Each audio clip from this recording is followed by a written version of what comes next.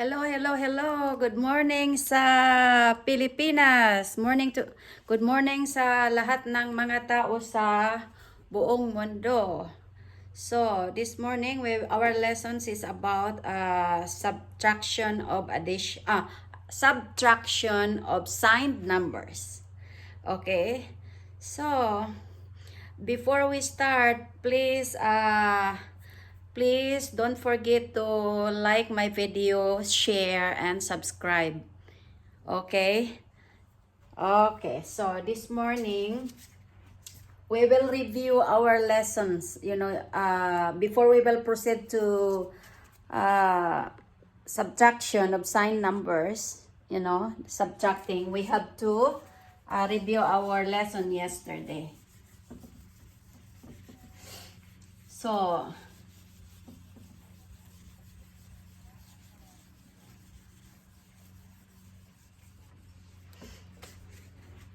So yesterday we talked about addition of signed numbers. So in addition of signed numbers, if they have the like sign, then you have to add the numbers. Like for example, 5 plus 6 equals, so positive 5 plus 6 or positive 6 equals 11. So just a short review for yesterday. So they are the same sign. So like signs. Like signs, you have to add the number. Okay? And another one is 7, negative 7 plus negative 7. So, the same sign. The operation is addition. They have negative sign. They have the same sign. You will add the number. 7 plus 7, negative 7 plus negative 7 equals 14. And then bring down the common sign, which is negative. Okay? So we will also review these are the like signs. And in addition with unlike signs means they are not the same. So they have different signs. So, like for example, negative 10, okay, let's say plus negative 10 plus positive 10. So now the answer, since they have different sign, the other one is positive and the other one is negative, then we have to subtract. Okay? So we have to minus, 10 minus 10 equals 0.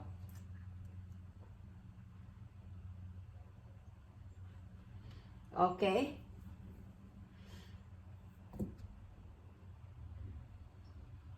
Equals 0. Okay, another example.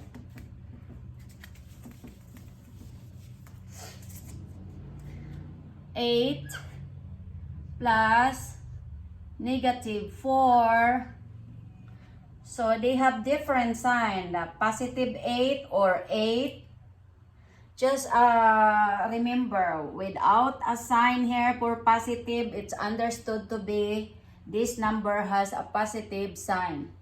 So positive 8 plus negative 4 equals 4.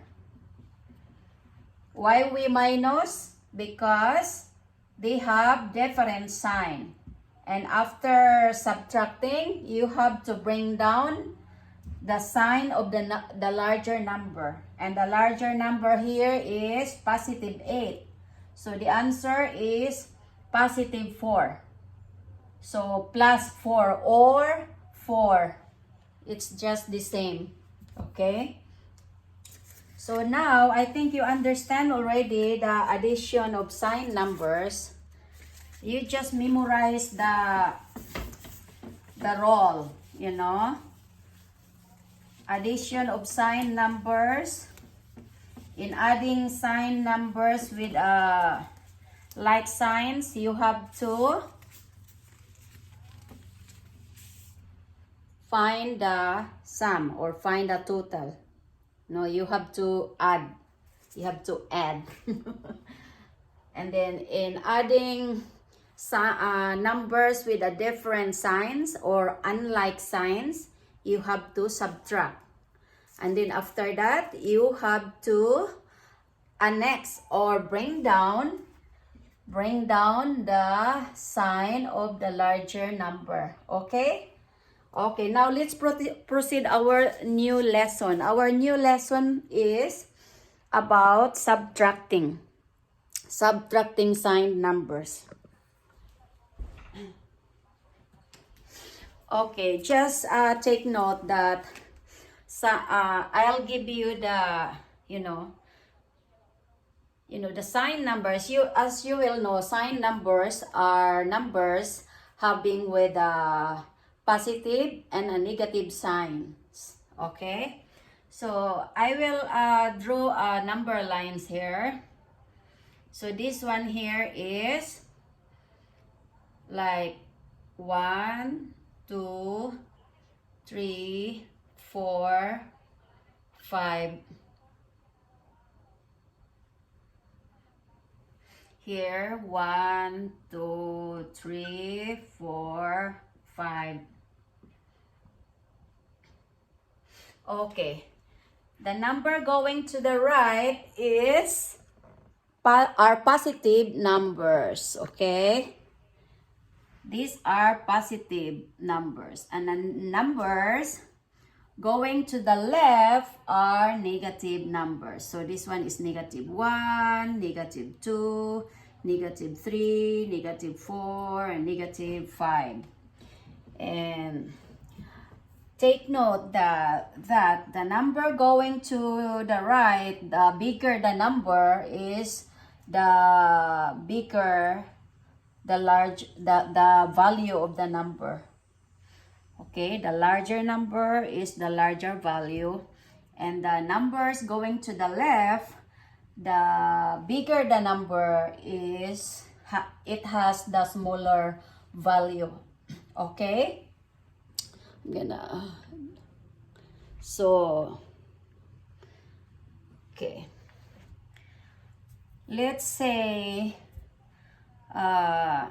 so the role of addition, we are now subtracting, subtraction. Subtraction of signed numbers. So, the role of the subtraction of signed numbers, if you are subtracting the same number or the same signs, you have to add. Okay? Like for example, you always first thing to do, I forgot this. The first thing to do, you always change the sign of subtrahend and then proceed to addition. Example. Okay.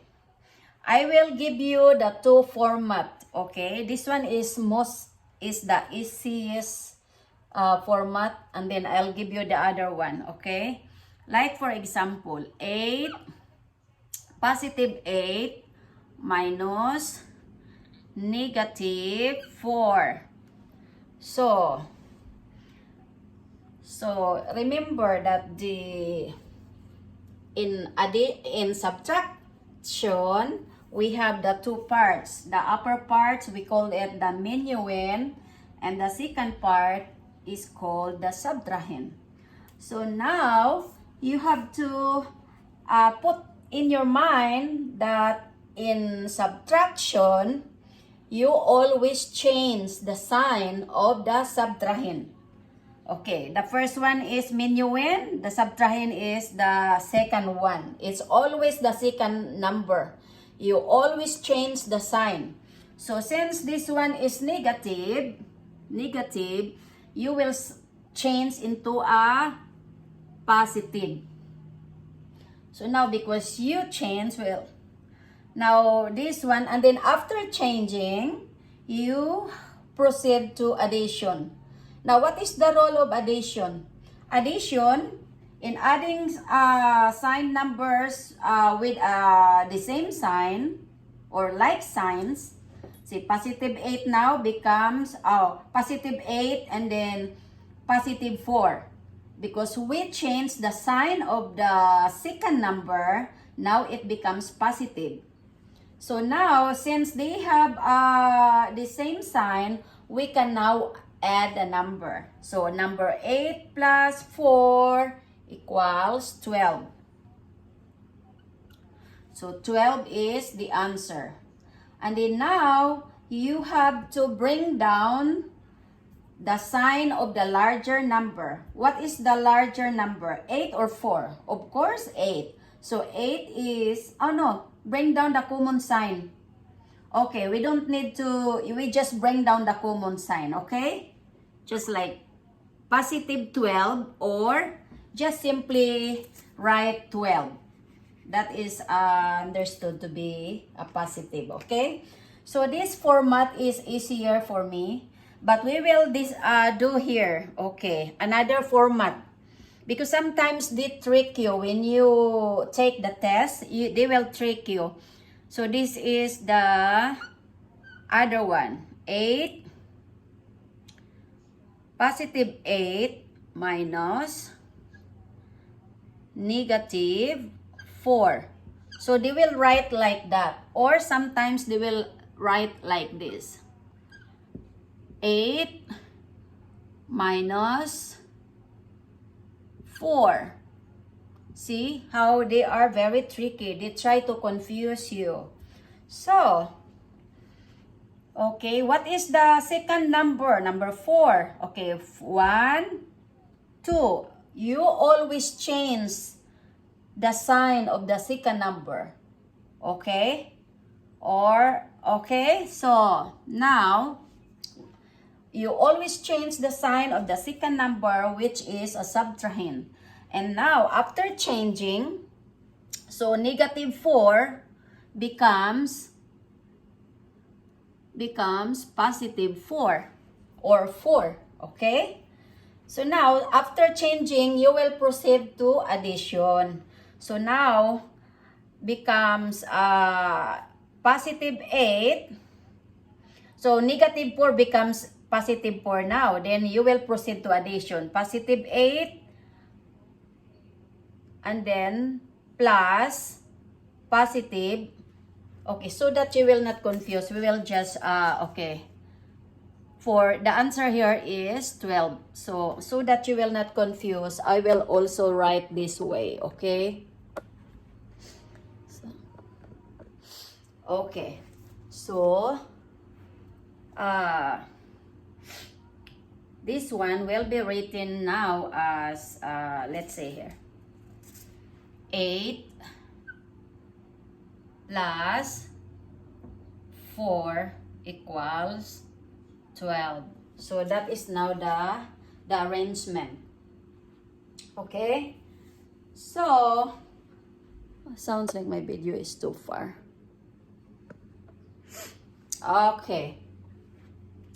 And this one, the next one is 8, positive 8 or 8 minus, okay, this is confusing. So the operation is minus, you know, you have to subtract. Since 4 is without sign, that means 4 it has a positive number. So we will change the 4 into a negative number, negative sign, okay? So now becomes negative. So we will write this way now. We will write this way. 8 minus 4. Now that is the, after changing, proceed to addition. So now positive 8 minus 4 is 4. 4 or positive 4. Why this one is positive? Because we have to bring down the sign of the larger number, which is 8. So now the answer is 4. Okay. Another example. I'll give you more examples so you will understand. Okay. Sometimes they will write like this too. 10 plus, let's say, plus 5.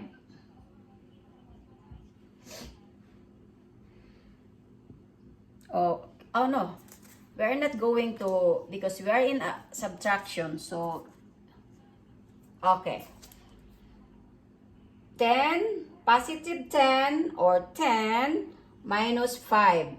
Okay, we always change the sign of the subtrahend or the second number. First number, 1, 2. So the second number here has a positive sign. You will change it into negative. So now, we will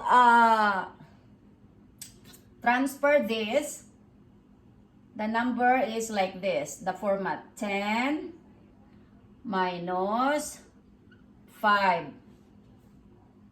See? 10 minus 5 equals 5. So if you will confuse this, you just after changing, you can just direct proceed to addition, you know. So now after changing, first you have to look the operation. Because sometimes they are tricky, sometimes they rumble the question. Sometimes it's positive here, sometimes positive means addition. Sometimes it's a minus sign, you know. So first, you have to look the sign of operation. The first one is minus. So, if it is minus, always change the sign of the second number or the subtrahend, okay? So, we change it. After changing, you will now proceed to addition. So, you can just, now you are going to add now, okay? So, positive 10 plus negative 5 equals 5. Bring down the sign of the larger number, which is 10. Okay? Another example.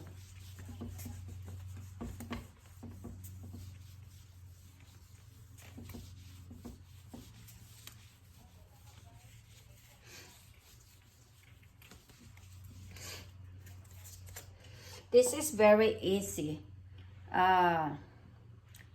20 minus, okay, 9, negative 9 equals, what is the answer? Always change the sign of the second number in subtraction, okay? So, 1, 2, this is the second number. So, from negative, you will change into positive. So, now it is positive 9. So, now, after changing the sign, you will proceed to addition of sign numbers. So, positive 20 plus, because you will proceed to addition, plus 9. So, the result is 29. Okay? Bring down the sign of or bring down the common sign, positive 29 or just simply 29.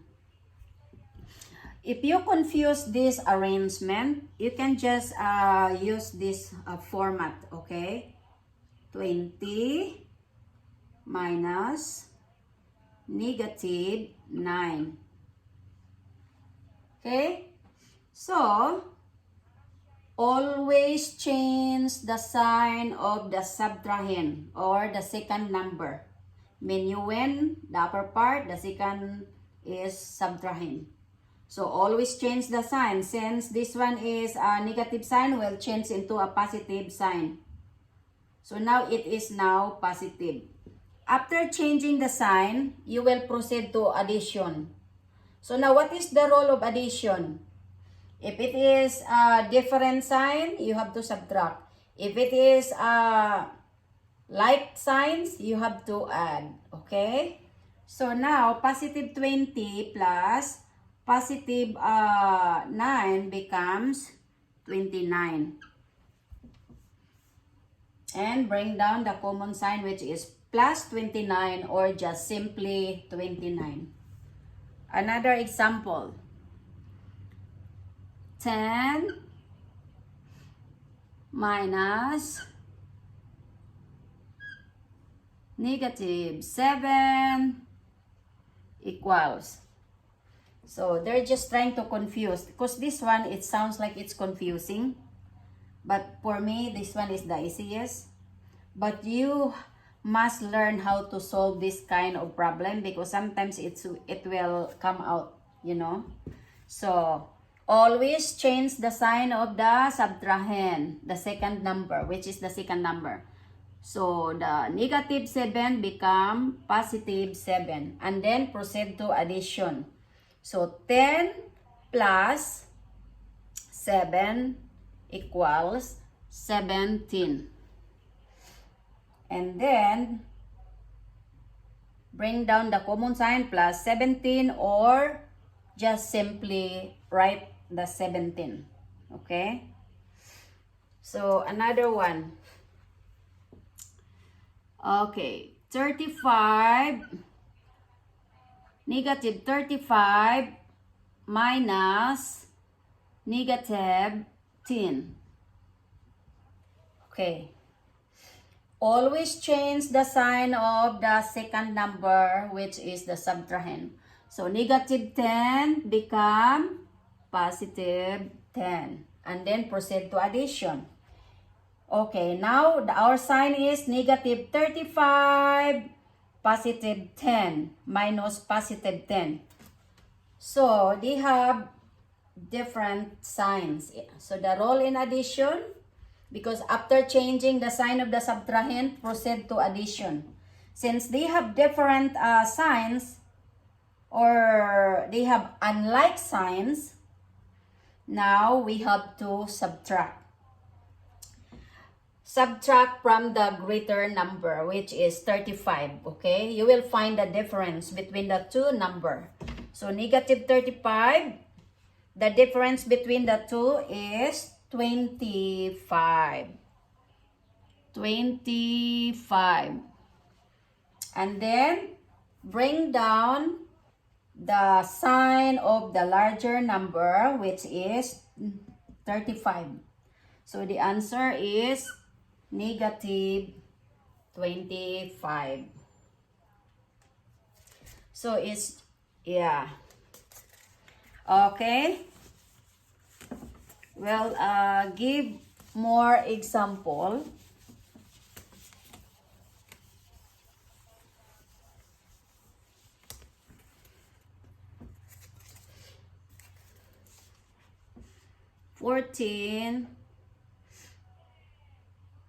Negative 14 minus positive 7. Okay. Let's bring that. So it is close.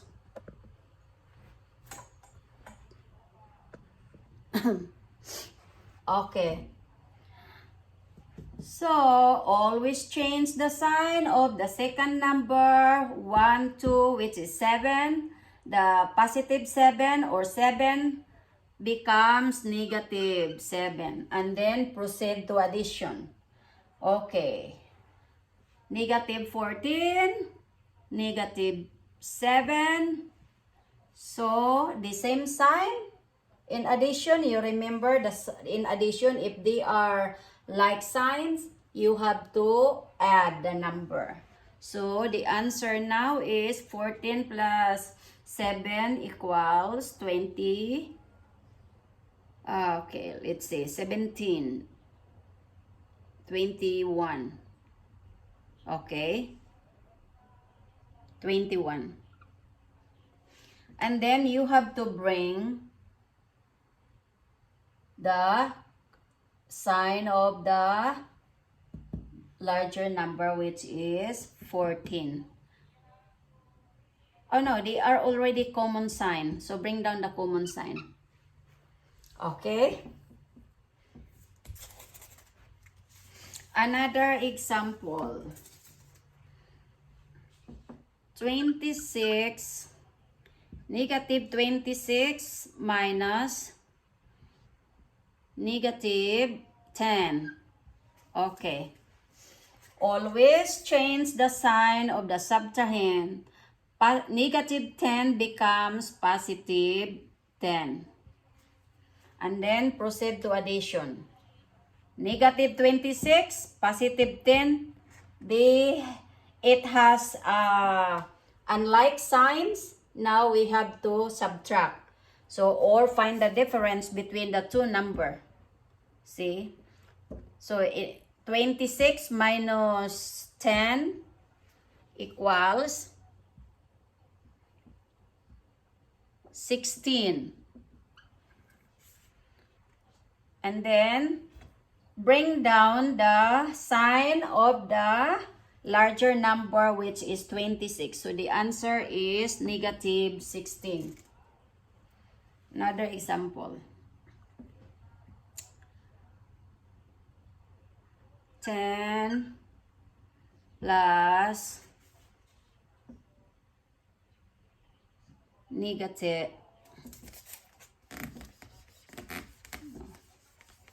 I always say plus. 10 minus negative 3. Okay.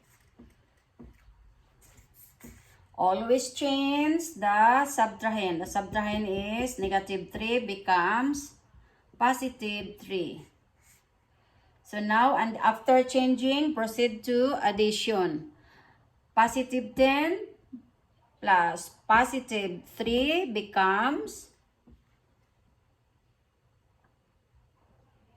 13.